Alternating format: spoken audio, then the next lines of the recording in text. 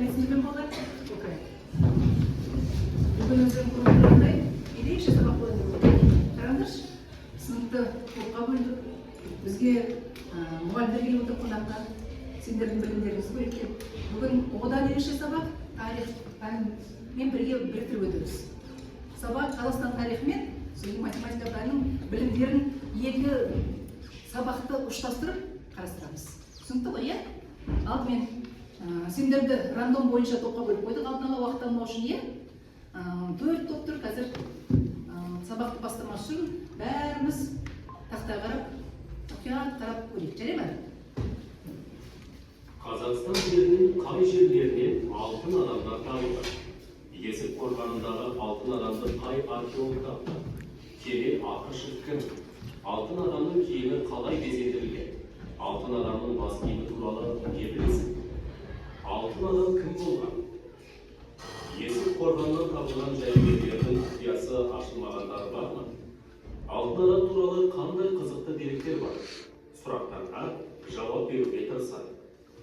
Елбасымыз Нұрсұлтан Әбішұлы Назарбаев ұлы даланың 7 қыры атты мақаласында алтын адам туралы былай деді: біздің түп тамырымызға жаңаша көзқараспен қарауға жол ашып, әлемдік ғылым үшін сенсация саналған жаңалық 1969 жылы Қазақстанның Есік қорғанынан табылған өнертанушы ғалымдар арасында қазақстандық Тутанхамон деген атқа ие болған алтын адам. Ұлы даланың 7 қыры. Нұрсұлтан Әбішұлы Назарбаев. Қазақстан жерінің қай жерлерінен алтын адамдар табылды? Алтын адамдар Қазақстан жерінен табылған құнды тарихи жәдігерлер.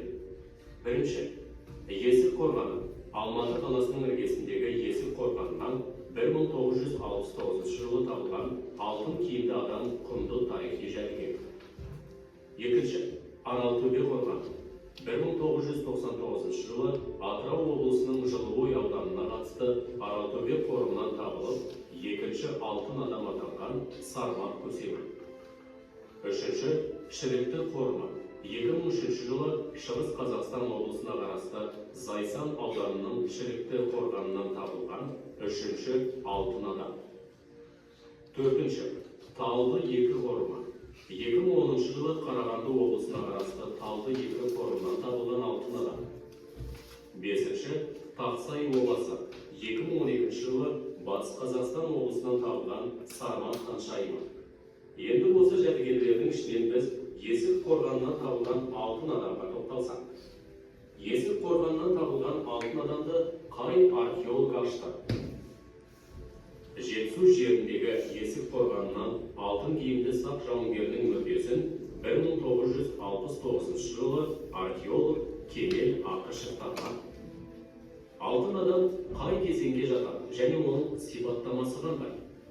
Зерттеушілердің пікірі бойынша Есік қорғанынан табылған алтын адам ерте темір дәуірінде өмір сүрген.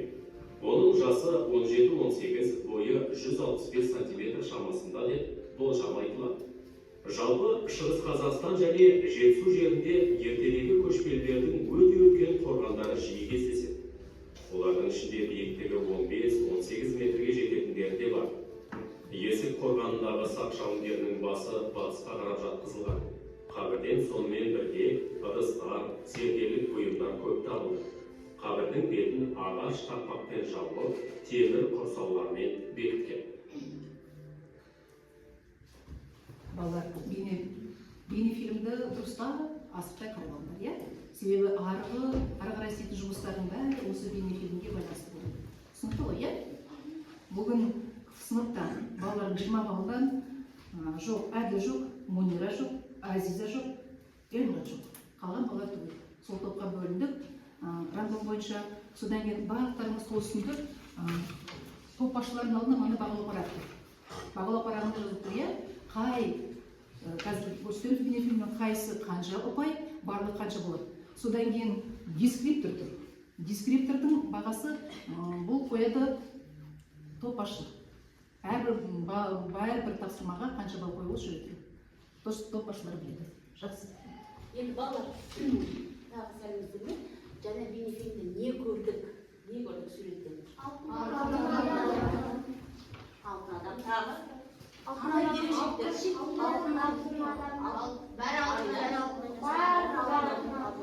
Тағы Оның жасын көрдік.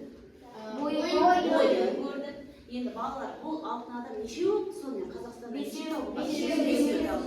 Біз қазір соның ең бір ерекше есік қорғаннан табылғанды сабақ барысында қарастыратын боламыз.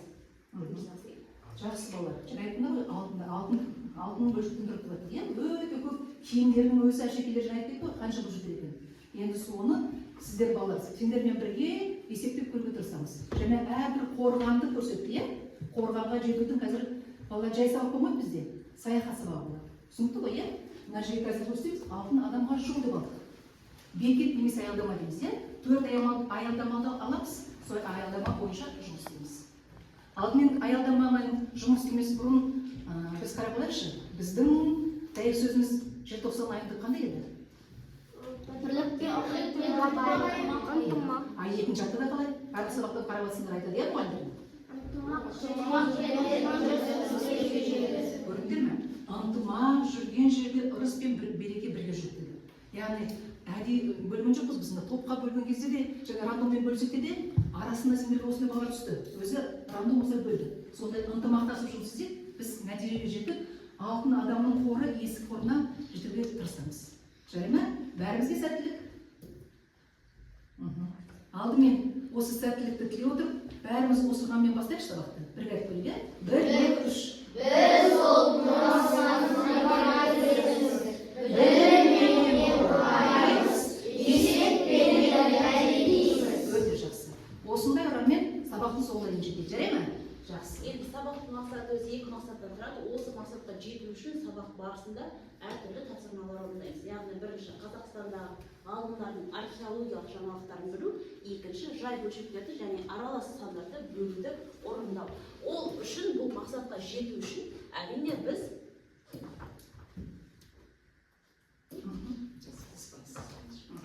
Топқа бөлеміз, бірінші тарихшылар тұрып қойшы, тарихшылар тобы. Міне бірінші тобы. Қошамында тұрып,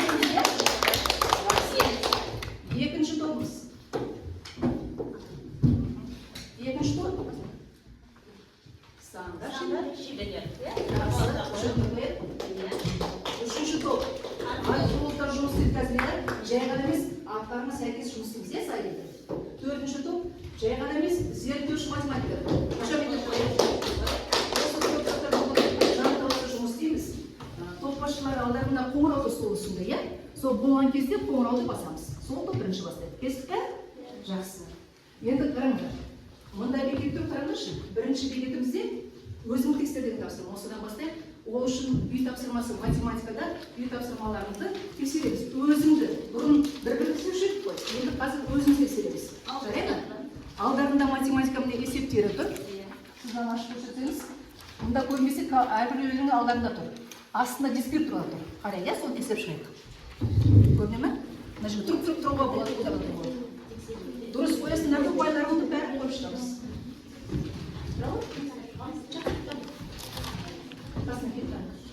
Сен ордан жүрсің ба? Айтпадым, ақа бірінші мектеп болса балалар көрсін. Не ұпай болды? Бірінші тапсырмада балалар тұр, бірден 4-ші ұпай. Бірден 4 ұпай. Қазір мен дискрипторын айтып жіберем балалар, қараңдаршы. Аралас санды бұрыс бөлшекке айналдыру, 1 ұпай. Екінші, кері санды екінші бөлшекке кер мәнді таба аламыз, ол 1 ұпай. Көбейту ережесін қолданамыз. Үшінші, қысқарту немесе араласанға айналдыру. Керек жазылсын. Сен қошыласың.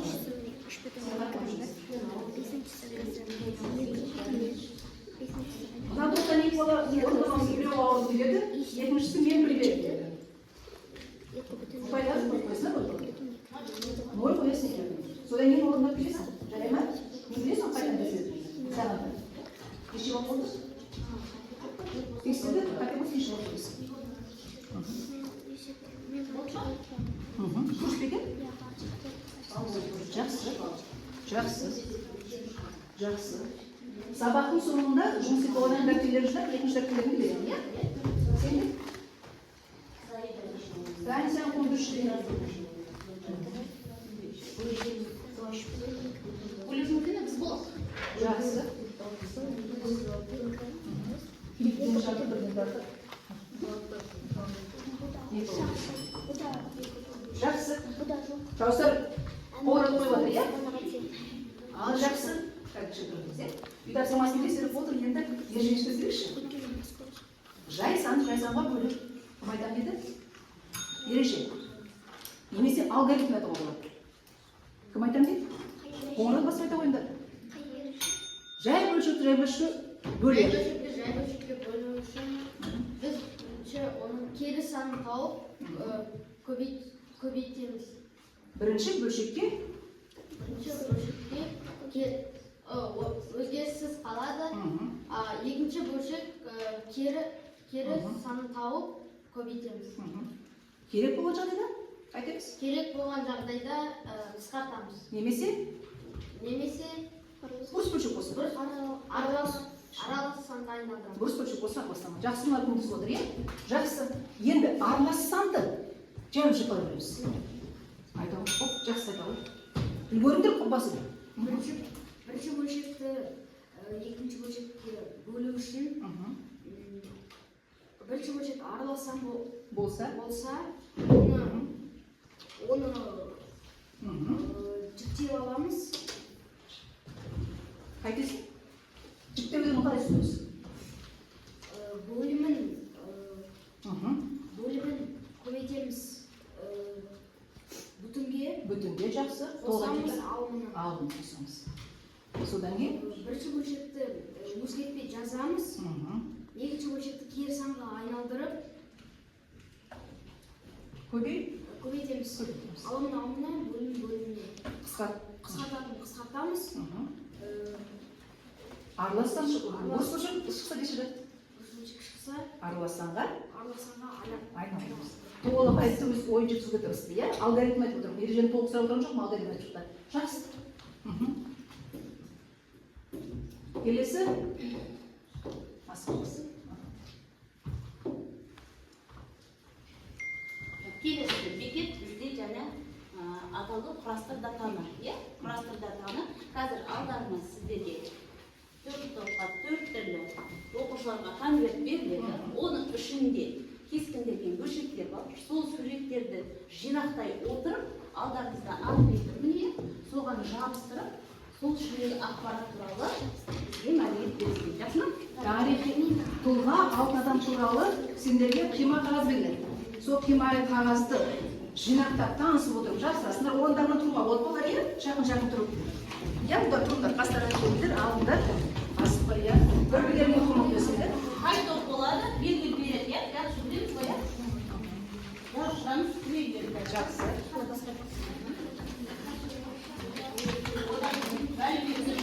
Басқа ең сауық сөзбе мана сол бір береді. Жақсы ма? Жақсы. Бірге бірігіп істейміз, иә, балалар?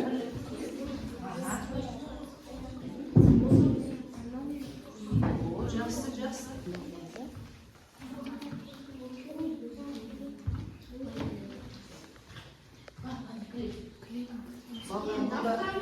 Жақсырамыз деп, желім сол жерде тұр.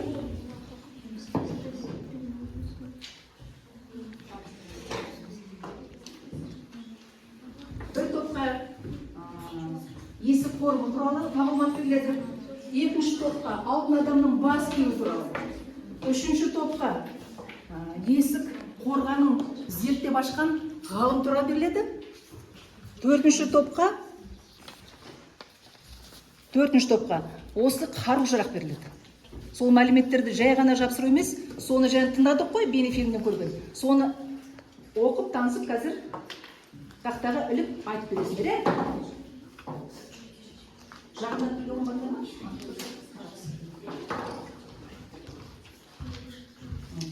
Танысышыңдар, соны түркілерін шықпайсыңдар, иә?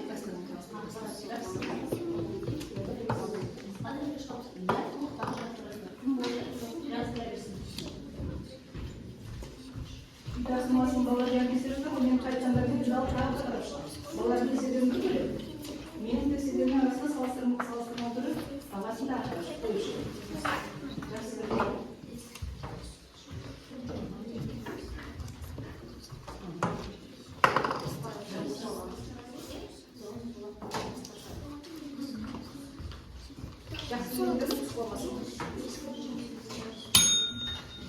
жасты оқып жатыр. қазір тақтаға шығып түсіндіріп бересіздер, иә балалар?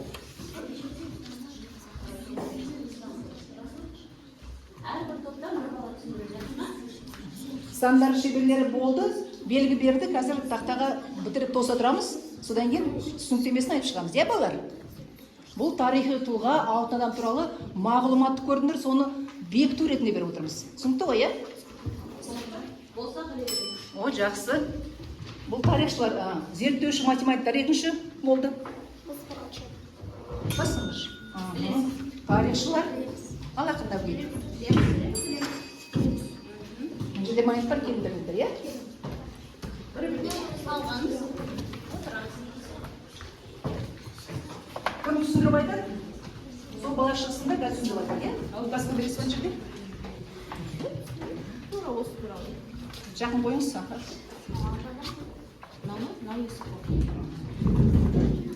Дұрыстап айтайын деп қояйық. Қазір басқа.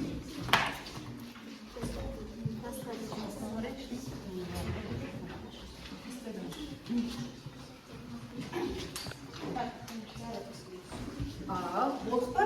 Бірінші және Амина бастаған, бірінші отыра қалай, екінші студент Кәусар болған, үшінші Нұрасыл, төртіншісі. Қалған тыңдап отырамыз, иә, дұрыс айтты ма? Бенеп қалған топтар, мұқият тыңдап отырыңдар, дұрыс айтылды ма, енді қосып айту керек пе? Жақсы. Биіктігі 74 сантиметр шамасында. Екінші әшекей саны 150-ге жуық. Үшінші бас киімнің ең ұшында арқардың алтын бейнесі орналасқан. Төртінші бас киімнің пішіні шошақ төгеді. Бесінші бас киімдегі жебе саны 4. Алтыншы бас киімдегі әшекейлер орналасуына қарай көк әлемі, жер үсті әлемі, жер асты әлем болып үш бөлікке бөлінді. Түсіндіңіз ме? Сонымен қанша дейді?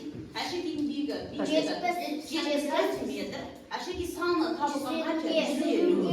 Бас киімнің пішіні қалай болады екен? Арқардан алты бейнесі. Әшекейлермен орналасқан, яғни 4 әлем, яғни көк әлемі, жер асты әлемі, жер үсті әлемі деген сияқты 3 неге бөлінген, иә? Отыра ғой. Жақсы. Кездесіңдер ғой, иә балалар? Дәрілемеген? Жақсы, екінші Кәусар. Зерттеуші математик. Андық стилде өрнектелген айна, қанжар, қыш ыдыстар, қола айна, қызыл бояуы бар, сөмке бірге жерленген. Ақинақ біздің заманымызға дейін 4-5 ғасырлар бері қолданылып келе жатқан қару түрі. Оның ұзындығы 40-50 сантиметр. Ал кеттік Мансұр. Сонымен қанша сантиметр дейді? Ақинақ 42 сантиметр. Ерасыл. Сонымен қай ғасырға жатқызамыз? Қаратыршы. 5-ші және 4-ші. Алды 4-ші, иә? 4-ші ғасырға. Жақсы. Рейсердің қоқпыз, иә? Жақсы. Енді тарихшылар шығып жатыр, иә? Тарихшылар тобына шықты. Алматы облысы Есік қаласының солтүстігінде Есік өзенінің сол жақ жағалауында темір дәуірінен сақталған Сақ облысынан табылған алтын киімді Сақ жангерінің мүрдесін 1969-1970 жылдары археолог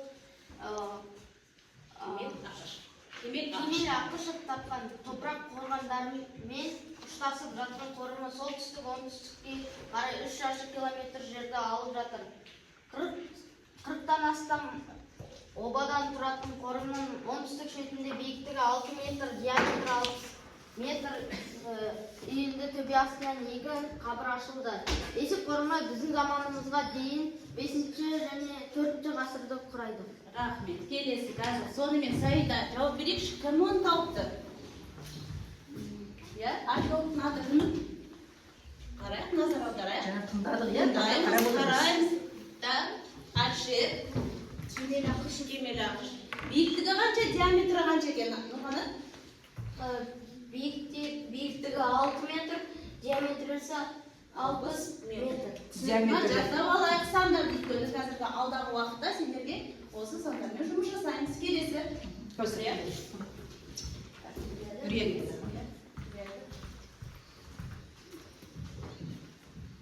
Археологтар, иә? Өзінің тақырыбына тобына сайлаймыз. Қазба жұмыстары барысында алтын адамның жанынан түбінде күміс тостаған табылғаны белгілі. Бұл күміс тостағандағы жазулар сол заманның өзінде жетісу сақтарында жазу болғанын байқатады. Тек бүгінгі күнге дейін ол жазуды ғалымдар толықтай оқып ажырата алмай отыр. Ерекшесі 26 таңбадан тұратын жазуы бар күміс табақша шықты. Кемел Ақышевтың пікірінше бұл сақтардың өзіндік жазуы болғандығын дәлелдейді. Рахмет, Адия. Адима, Адима, ал кет. Қанша таңбадан тұрады? 26 таңбадан. Жақсы. Так, ол табақшамыз қандай заттан жасалған? Так, бізге жауап берді, Амина. Неден қандай заттан жасалған? Күмістен жасалған, дұрыс, Ал жақсы балалар. Енді көп еңбектендік, бейнефильм көрдік, және жұмыстар жасадық, естеріңізді сақтағыз қабілеттерімді көріп алдық. Енді бір себеп болады. Орнымыздан тұрайық, себеп болады, Бірге істейміз бәріміз. Көз, шаш, құлақ, ауыз. Алды балалар. Биле.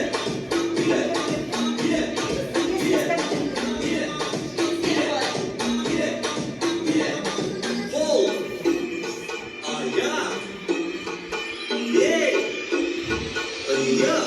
Алды балалар.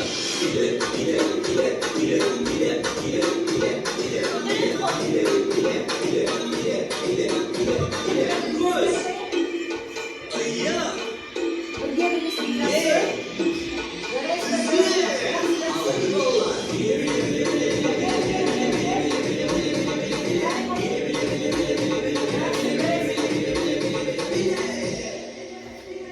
Жақсы дедік бе? Жақсы себілгендерін көрдік. Енді балалар келесі бекет бізде алтын ұясы. Бірінші бекетті бітірдік, екінші бекетті бітіріп алдық. Сергіп алдық, енді төртінші бекетке келейін деп отырмыз, Алтын адамның құпиясы. Алтын адамның қандай құпиясы бар екен? Жаңағы өткен тарихқа көз жүгіртіп, осы алтын адамда қандай жәдігерлер бар екен? Біздің ұлттық мұрамызды, құндылығымызды қалай сақтауымыз керек екен? Соған байланысты есептер болады. Бірақ мынандай жаңағы дәл алынған, күміс алынған алтынның біз мөлшерін мен кішійтіп алдым. Түсіндік қой, Біздің бүгін сабағымыздың аты өзі жай бөлшектерді және араласқандарды бөлу ғой. Соған байланысты күмістің санының килограмм емес, 3,2-1 грамм деген сияқталдық, Сондықтан қазір топқа Айнұр мұғалім өздіріп береді, әрбір топтың тапсырмасы болады. Тапсырманы жазып бәрін ашпайды, жарай ма? Ішінде үлкен қағаз болады, мен қазір айтамын, сонда жазыңдар. Ішіне біз мына хаттың ішіне салдық. Ашқанда пока. Мен бәрін өздіріп болды.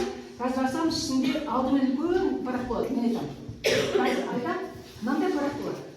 Сонда мұндағы амалдарға аралас санды, жай сандарды, натурал санға бөлінді бәрін пайдаланып есептер шығарамыз. Және орнымыздан тұрамыз бірге, айтам қазір еспен орнымыздан тұрамыз, қасына келіп бірге шығарамыз. Стол үстінде қаламсаптар тұр, бояулы. Үлкенді өңірсек, себебін жүргенде отырған сендерге, содан кейін қонақтар көрнекті болу үшін үлкен құрсамыз. Жарай ма? Келістік па? Содан кейін болғаннан кейін дәптермен жұмыс істейміз. Ол үшін мен сендерге тапсырмаларды қазір айтам, ішіне ұсақ күнде жасаушы едік қой. Осыны берем, оны дәптерлеріңе бүгін күн жазып жапсырамыз. Оны қаяқта екен айтамын. Түсіндік па? Содан кейін мәліметтер жаңа айттық қой. Болғаннан кейін барып, мына ішінде осы есеп туралы мәліметтер бар. Сол мәліметтермен торыстап, таныспасақ, ерекше болады. Себебі бүгін тақырыппен байланысты бәрі. Түсінікті ғой? Түсіндік па? Енді сіз ренжімесеңіз бір-бірін ашып берсеңіз балаларға, Ал бірге тұрыңдар, бастайық. Болған жаңағы Жанаш бар.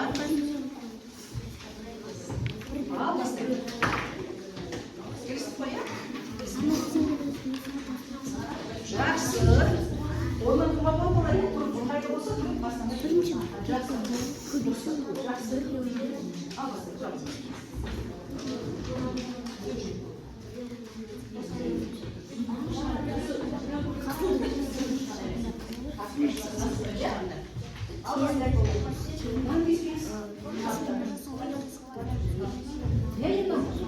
Қараңдаршы, мына бояуын жасаңдар, көрінетін тақта ілгенде көрінетін болсын. Қара еместесіңдер әдемі болсын.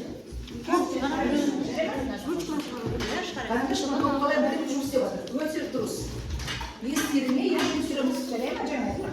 Алгоритмін пайдалансаңдар болған. Жақсы. Дәптерді арттан бірақ жатырсыз,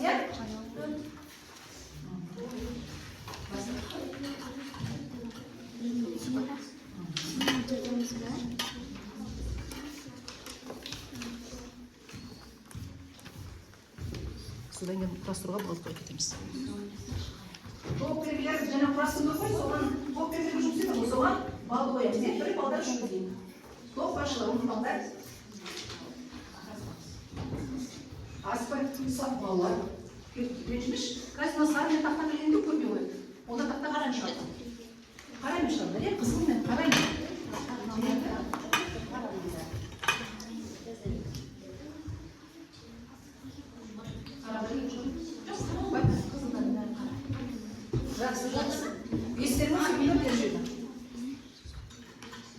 Шимай бетке шығарып, андаған жазуға болады, рұқсат.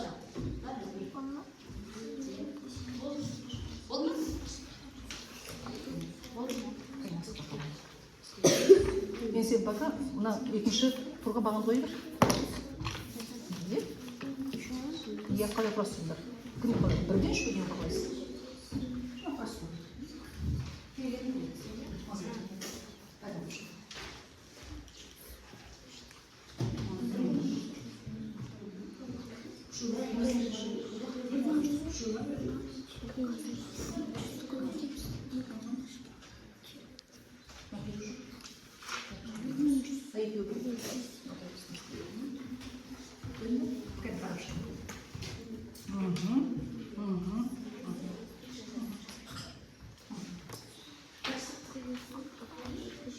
Я не знаю, ошибка. Бал вообще не боишь? Да, это не будет большой. Спасибо.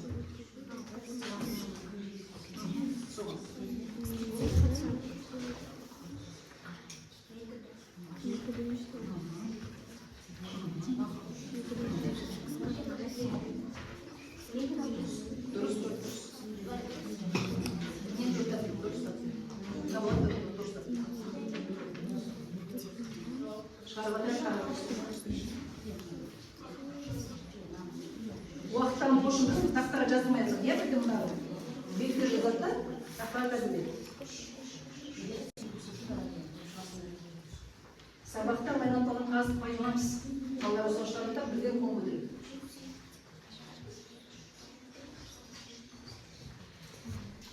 Асық әдем жыз.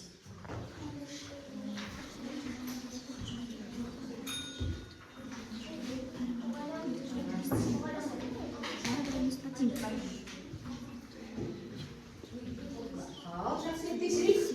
Болды, жақсы.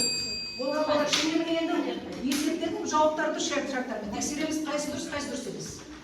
Қай жерде қателесті?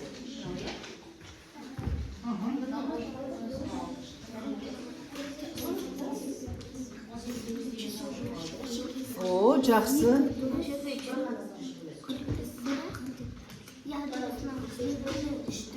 Екінші түс. Бірінің қай жерден қате жүрсіңдер? Кәні көрек пе? Мынау қайтын болып? Мынау бірінші біреуін қате. Түсініп пе? Енді бағ ойындар. Біреу қате болды, иә?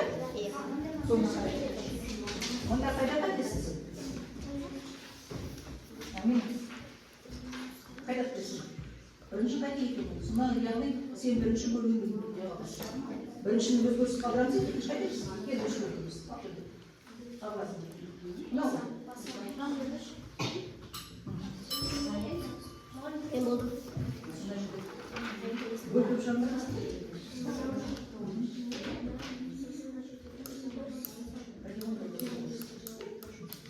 Ал сен де қойдың ба? Қарадың ба? Қарадың ба жоқ па? Қарадың ба? Жас тақтар әлеміз. Енді бұны қараңыз, танысып шында мен тақтар. Осындай ба? Оған тұз жақсы. Біз бағадан Қарайды жасында қызылдардың неге бар? Түсініп ба? Құмайсың.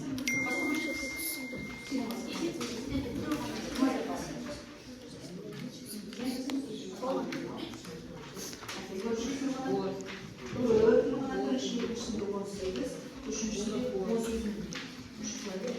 Жақсы.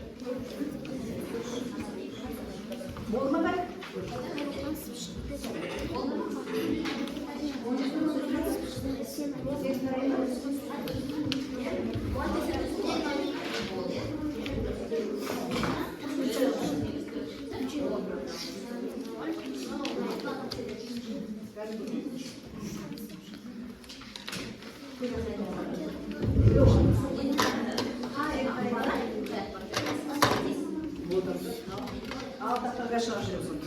Bulduk mu? Ana şu kimdir? Ake oklar. Балалар, есепті қарадыңдар ғой, ішінде жауап бар. Нені таптыңдар есептегенде? Не туралы еді? Сондықтан дұрыс шеше алдық па? Еже есеп тұрып алыңыз. Екі топ қана болды. Екі топ бәрі болмайды.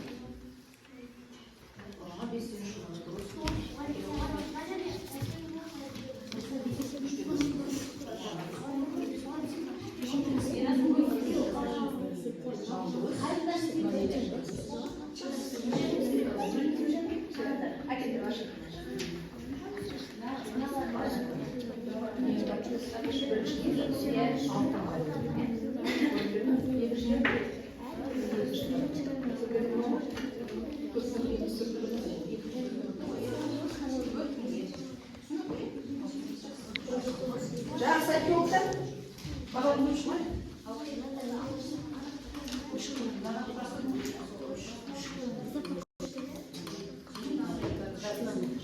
Сендер қожи, қолдары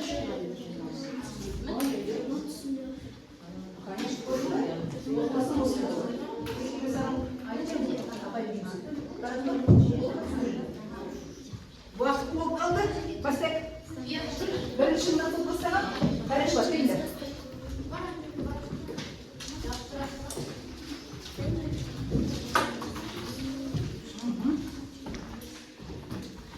Келе ғой. Есеп не келе? Есеп не келе? Жоқ, әкесін есепті шығарғанда көріп. Әкел біліңдер ашын. Есеп сен де келе ғой.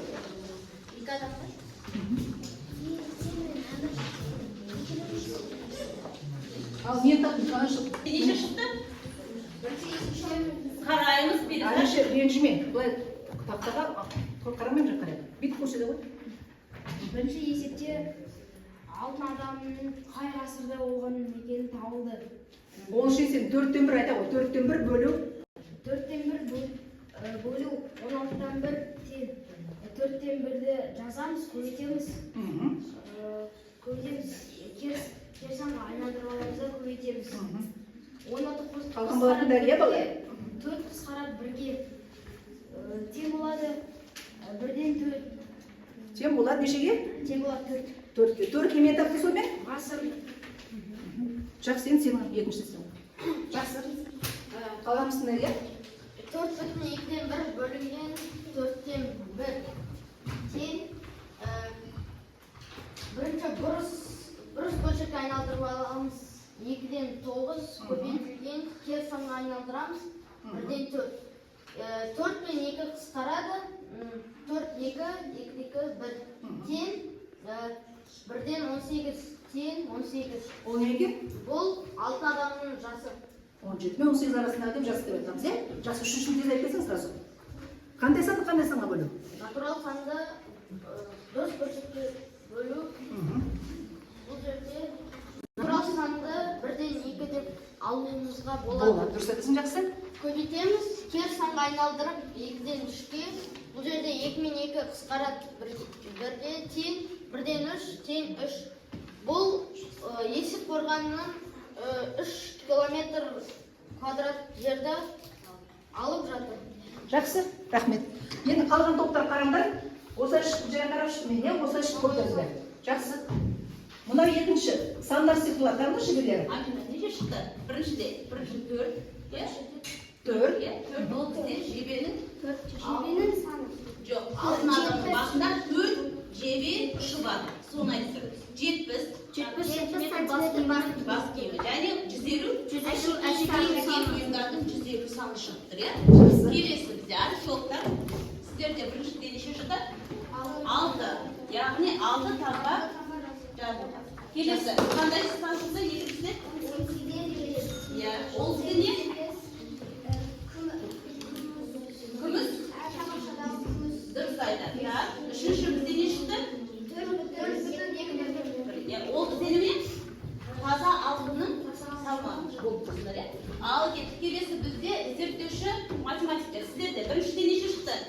Жастар, бірде неше шығады сендер? Бірде 15 шығып деп тұр. 15 қате, 30 шығу керек болатын сендерде. Сендер 15 шығарыпсыңдар, 30 шығу керек. 30 дегенің яғни 30 бөлікке бөлінген. Так, екінші неше шығып тұр, жастар? бізде 10 шықты. 10 шығып тұр, яғни 10 бізде немене? 10 бөлікке бөлінген. Ал үшінші Үшіншісінде бірден 20. 20 шығып тұр. бізде 20, яғни 20 қабаттан тұратыны белгілі. Так, Бір енді елге шығды. 40-ты бөлгендер қараш. Қалған бала қарайын. 45-ті бөлеміз 1,2 дейді. Қайда бірінші? Мына не істеймін? Қанша болады араласқан айырмашылық?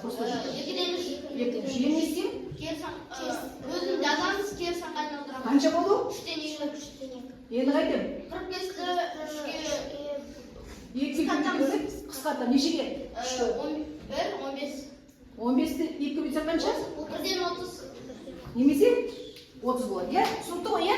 Қадірлерім түсіндік па? Археологтар, математиктар. Жақсы. келесі топпен жұмыс жасаймыз, алдарында мына фигура жатыр, иә? Осы жәдігерлерді табамыз. Алтын адаммен бірге табылған осының ішіне сендерде 6 жәдігер табылған. Соған тек қана арт жағынан санын ғана жазамыз. Тез етеміз. Сонан кейін көтереміз. Бірінші, екі алтын жүзік, екінші алтын тәж, үшінші қанжар, төртінші күміс тостаған, бесінші ұзын сесет, және алтыншы жылқының сүйектері. Қане көтереміз. Әрбір бала көтеру керек бір саннан. Арт жағынан, ақ жағынан санын жазамыз. Былай жазамыз санды.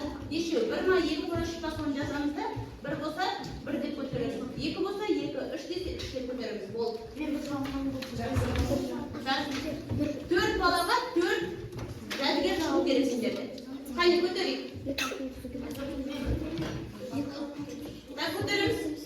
Тез. Мынаны қой, бейнесін несін түсіндірші.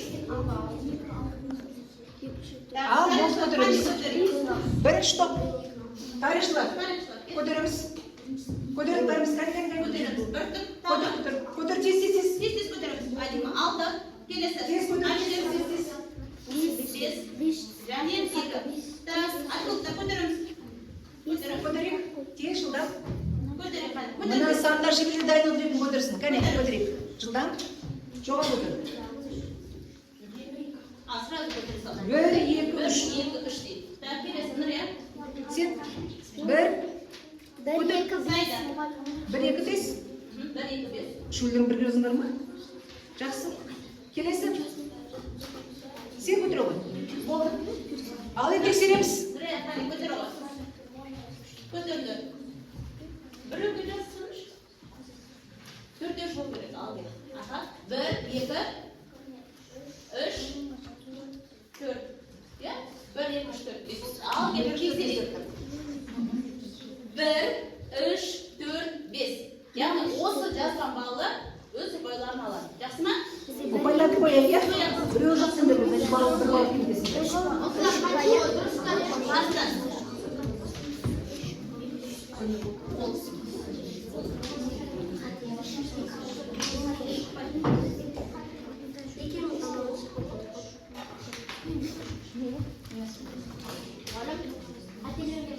Қателердің Қателен ол қойсын. Енді сен келесен бақа? балалар, алдымызда бәрімізде стикер тұр. Міне, мынандай стикерлер біле. Осы стикерлерді аламыз да бүгінгі сабақ бойынша қорытынды жасаймыз. Яғни түсінікті болса біріншіге, сұрақ бар болса екіншіге, түсінбедім десеңдер үшіншіге. Жазып шығамыз. Бірінші топ барып шылды. Жоқ, жүрбесін. Бәріңізді жаздырасыңдар. Тек қана түпті жазбайсыңдар. Тез шығып сұрақ ондар. Түсіндім деген сұрақ бар деген екінші. Түсінбедім деген үш. Болды. Алтын адам үстіне жаздырып кетеді. Сонымен балалар, бүгінгі тақырыпта түсіндіңдер ғой, иә? Жай бөлшектерді сабағымыз бар, біз өтеміз. 3-4 сабағымыз бар, иә? Жай бөлшектерді бөлу, аралас санға бөлу, натурал санға бөлуді тағы да қазір екінші келесі сабақта жалғастырамыз. Бүгін көп нәрселер қалдар, иә? Алтын адамның біз мәреге жетіп келдік, иә? Есепті шығардық, қателесек те біріміз ерте, біріміз кеш. Алтын адамның бекетіне 4 келген. Қорға келіп, есі қорға келіп жетті. Ал енді тұрады кішіне. Бағаларды топ басшылары қойып шығыңдар. Балдар не? Мен жазып тұрғам жерде. Неше деген неше бала екендер ғой, я пайызбен. 34%-ға дейін. 64%-ға дейін. 85%-ға дейін, 100%-ға. Болды ба? Жақсы. Әмина. Барлығын, сен барлығын қосып. Әминаның барлық ұпайы 12. 14-тен барлық 14 ұпайдан 12 ұпай алыпты. Перизат.